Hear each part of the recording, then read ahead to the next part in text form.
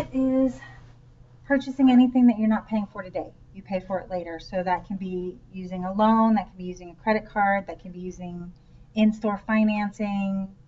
Just basically anything that you buy now, pay later is credit. All right. Debtors are people that use credit. So if you owe money, you are a debtor. It has kind of a negative sound to it, but it just means that anybody that's using credit or owes money for. So if you have a car loan, you're a debtor. Doesn't mean anything bad. Um, Creditors are the organizations or people that extend the credit to the debtors. So creditors are banks, credit card companies, different stores, your Uncle Joey if he loaned you $1,000, just it can be pawn shops. Like there's all kinds of different creditors. Um, Assets. Assets consist of everything you own that has value.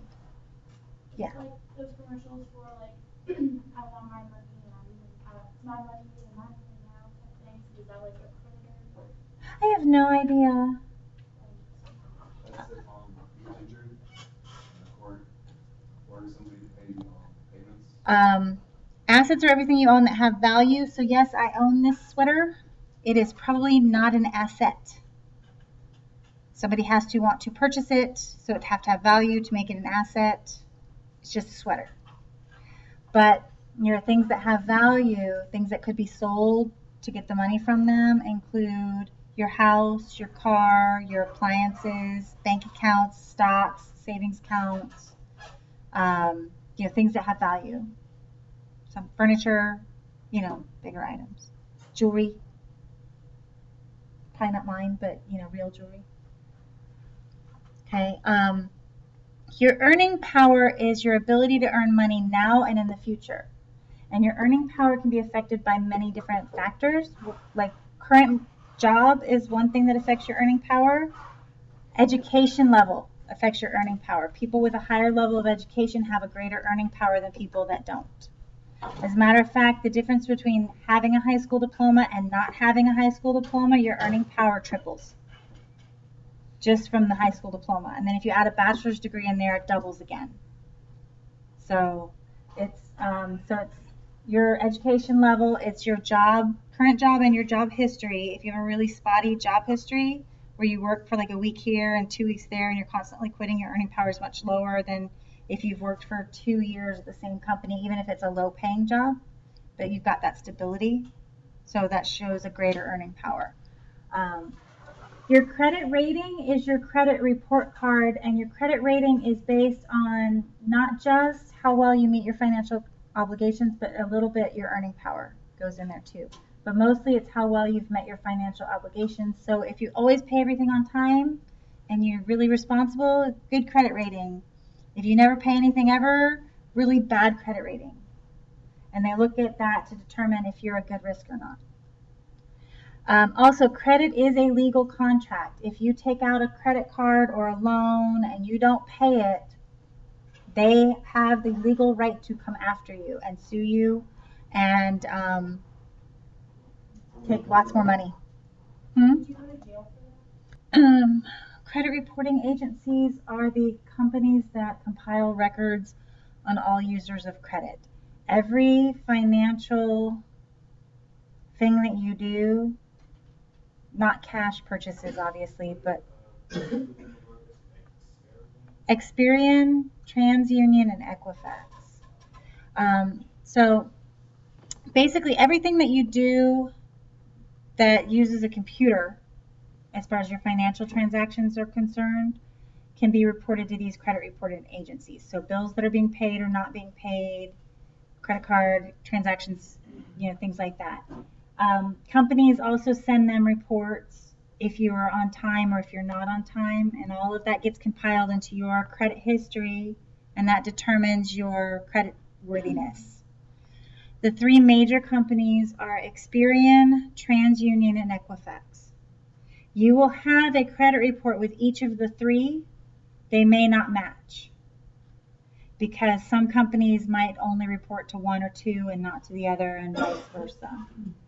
So, but you will have all three.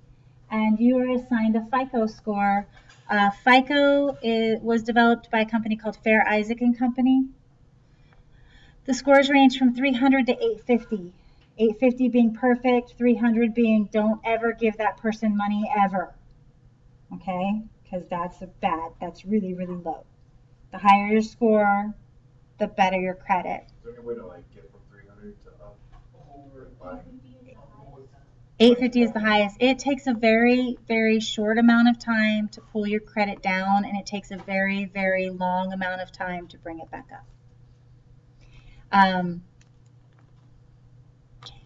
Okay. Your installment plans are what's offered by a store. Like, you see those commercials and things for like rooms to go and pay no interest for such and such amount of time and make the payments and things like that. Those are installment plans. It's not like a credit card. It's not a loan. It's the store saying you can take this couch or bed or whatever, but you have to pay us this much a month until it's paid off. And that's all agreed upon before you take anything out the door. You pay a down payment. The down payment is part of the purchase price, and pretty much any merchandise that you get, a house, a car, furniture, you have to pay a down payment. And it's either a set amount or it can be a percent of the total. That depends on who you're dealing with. That's, again, all worked out in the details before you go. The interest is also called a finance charge, is the fees charged on an installment or credit purchase that's added to the total price. So for example, if you finance a car, and we'll just make it easy, we'll say a $10,000 car at 5% interest, then you're going to pay like that first year. Well, this is not easy. We'll pretend it's simple interest. It's not simple interest, but we'll pretend it's simple interest. And if you have a $10,000 car and you pay 5% interest on it, well, 10% would be $1,000. You're going to pay $500 interest, so you'd actually be paying $10,500 for that car. That's not how it works, though. It's not simple interest, so it's not that easy. But you get the idea. You pay more. Companies don't give you credit unless they're getting something out of it. And what they're getting out of it is they get to charge you a lot more money. Anybody heard of Renaissance? Heather wants to purchase an electric guitar because Heather likes electric guitars, and the price is $2,240. If she can save $90 a month, how long would it take her to save up for the guitar? So we're going to take that $2,240 and we're going to divide it by $90 a month, and we're going to figure out that I need to do this real quick. It's going to take her 24.8 repeating, so 25 months. So 25 months for her to save up for this guitar. Okay. So, long time to wait for her guitar, right? She speaks to the salesperson at the music store who suggests that she buys it on the installment plan. She pays $15 down, and then the remainder, plus the additional finance charges, paid back on a monthly basis for 2 years, and the monthly payment is $88.75. So we need to figure out what's the finance charge. So first of all, we need to figure out the down payment. She's paying 15%, so we're going to take that 0.15 and we're going to multiply it by 2240 because that's the total price of the guitar. So that means she's going to put $336 down. Okay, that's how much she's going to give them today. Okay, and then her payments. She's going to pay $88.75 per month for 2 years. So 24 months.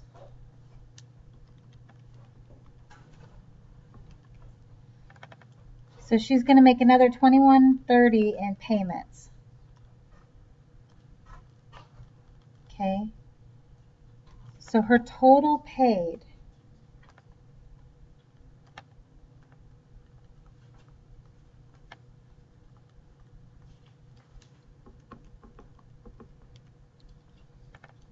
is $24.66. Okay.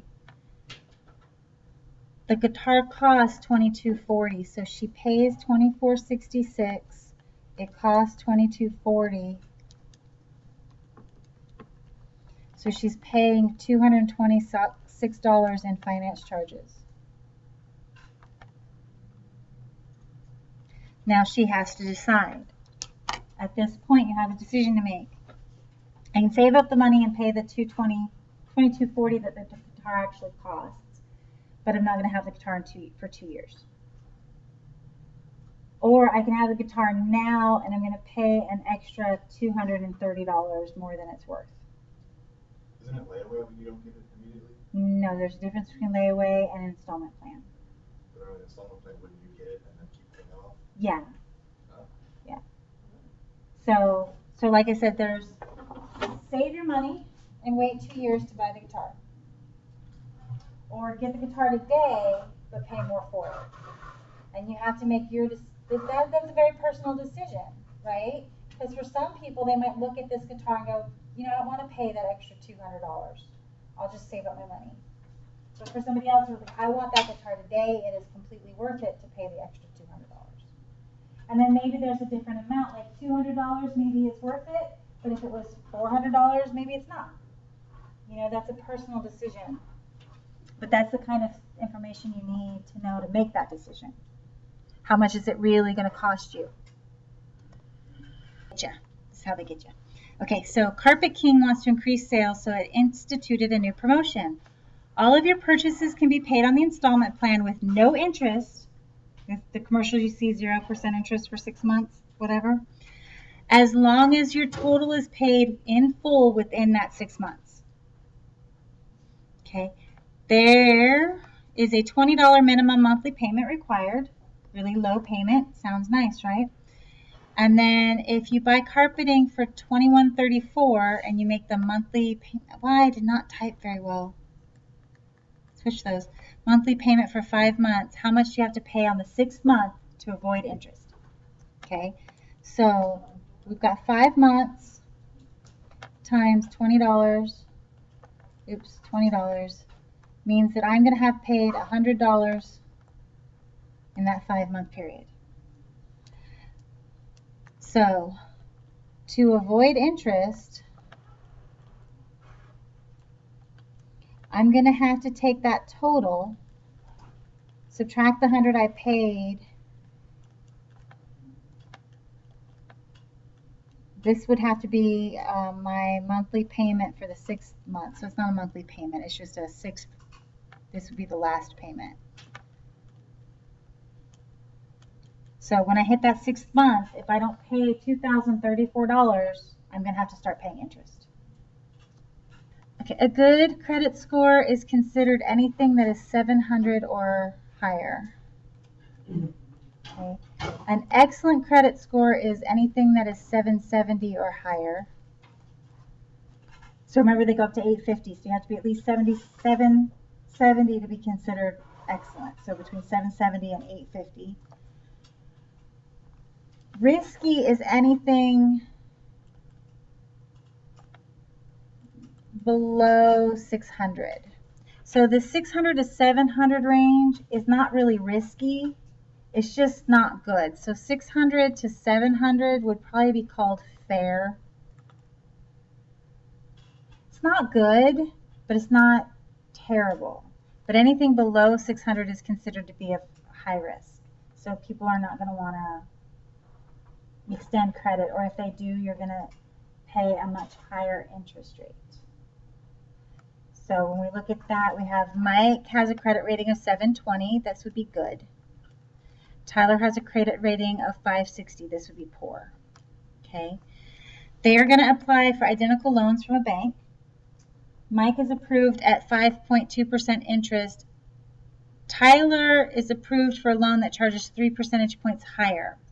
Okay, so Tyler is charged 5.2 plus 3, so he's charged 8.2%. Okay, they each take out $3,000 over 3 years.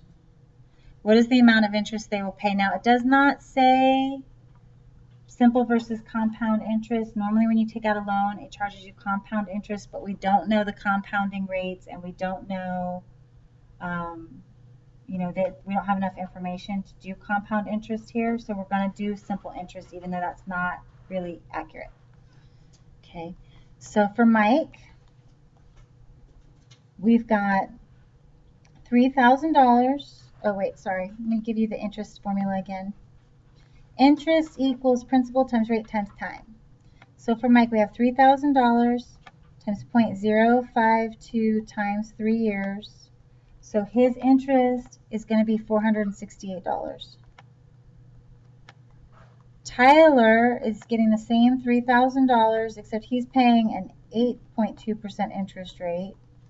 So his interest is going to be $738.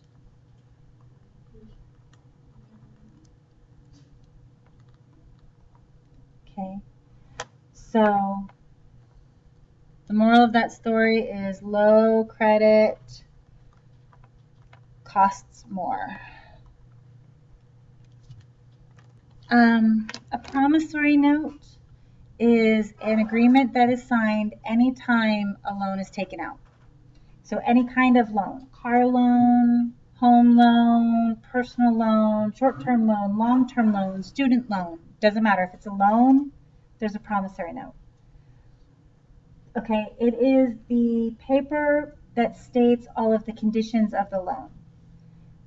And by all of the conditions, I mean all of the conditions. It states the interest rate, it states the length of time of the loan, it states the payments, it states what should happen if payments aren't made. It states what happens if you pay off early, because sometimes there's a penalty for paying off a loan early. It has all of the agreement, every single bit. You want to read it carefully before you sign it, because it is a legally binding contract. Okay, now the Truth in Lending Act is the act of Congress that required that the promissory notes have all of the information in there. It has to contain all of the information. If it does not contain all of the information, for example, if it doesn't say what should happen if you don't pay, then they can't enforce arbitrary things on you. If it's not in there, it doesn't happen. Okay. The principal is the amount of money that you're borrowing. So just like when we were talking before about principal is how much money you put into an account, principal is usually just the base amount of money. So that can be a deposit, or in this case, a loan amount. Your annual percentage rate is the interest rate that you're paying per year. Sometimes if you have low credit, you can get a cosigner. You and your cosigner need to know what they're actually agreeing to. If you get a cosigner and you default on the loan, that means you don't pay for it, your cosigner has to pay for it. They're the ones that are legally responsible if you don't pay. So if you go to get a car loan and your mom cosigns on it and then you don't pay for it, if she doesn't pay for it, they will sue her, not you. So your cosigner is taking a huge leap of faith for you if you ever have one. Okay. Life insurance is sometimes required by a creditor to cover your loan should you die. Mortgages often require this because they're so long. Like a mortgage is 30, 40 years a lot of times. So, and then other loans, they might require just the specific creditor might require that you have life insurance so that should you die, the insurance will pay for the loan. When you take out a student loan, if you take out student loans, you're going to sign something called the master promissory note, and that means you only have to sign it once for all of your loans for that bank or institution. So, because when you take out student loans, there's a couple different kinds that you can get. So you can get a subsidized Stafford loan and an unsubsidized Stafford loan and a Perkins loan, and there's different ones. And then you might get 2 or 3 of each semester or something, and they don't want you to have to sign 12 papers every term. So you sign one master promissory note that covers all of your loans. Prepayment privilege. allows you to make early payments in order to reduce your total interest. Remember I said most, like the interest is not simple interest, it's compounded. And it's compounded based on how much you owe at that time. So the interest that I pay for my car loan the first year is going to be greater than the interest I pay for the second year, and etc., because I owe less the second year, right? So if I pay off the car early, I pay less interest because I don't have to pay interest on those months that I paid it off early. And some loans you're allowed to do that.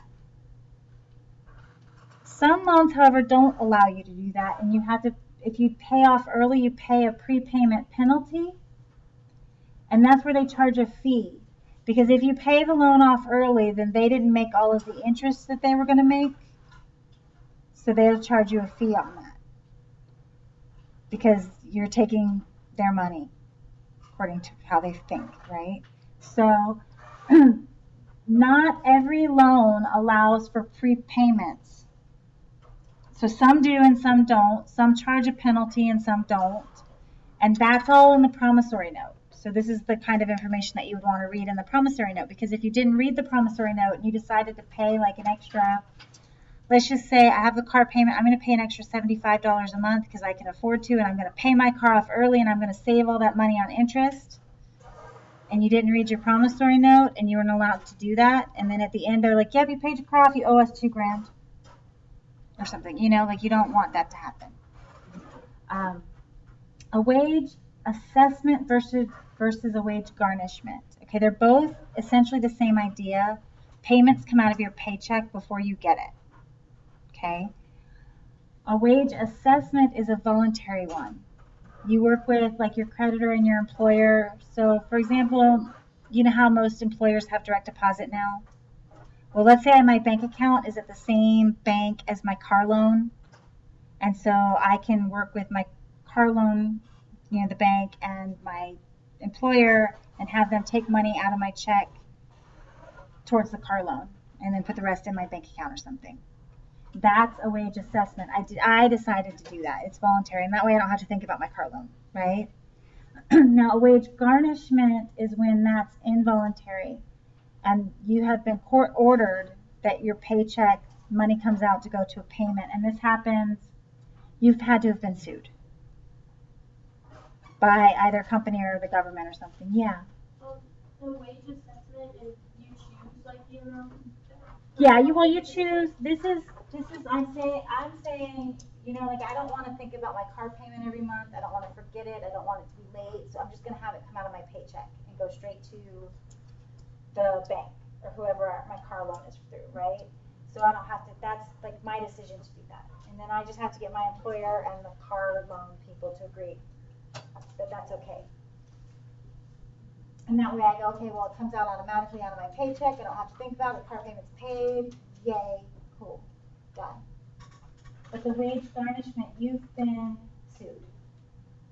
This has to be through court to be a garnishment.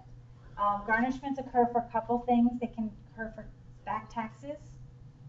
They can occur for defaulted loans where the people that you owed money to took you to court, or credit cards. Child support can be garnished if people don't pay it. Things like that. Anything that you've been taken to court over money that you owe, they can garnish your wages, and that is not voluntary. You don't have a choice, and your employer doesn't have a choice. The money will come out of your check and pay off your debts, period.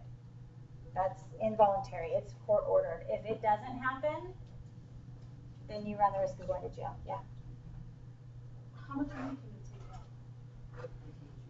It depends on what you owe. It really does. I have known people that have lost like 70% of their paycheck on garnishments. It doesn't like take your whole paycheck Maybe. until it like. It takes a set amount. So like the garnishment maybe is agreed to be $200 a paycheck. If you only make $210 a paycheck, they take your whole paycheck. You still have $10. Huh? So you still have $10. Oh yeah. Which will help you buy some ramen noodles for when you're living in your cardboard box. Okay. Balloon payments happen in different situations, like there's different kinds of balloon payments, so I don't want to get into every single one now, but what happens if you have a balloon payment is your last payment is bigger. And that could be like a payment and a half, or it could be like really big. It just depends on the, again, promissory note. That'll all be in the promissory note.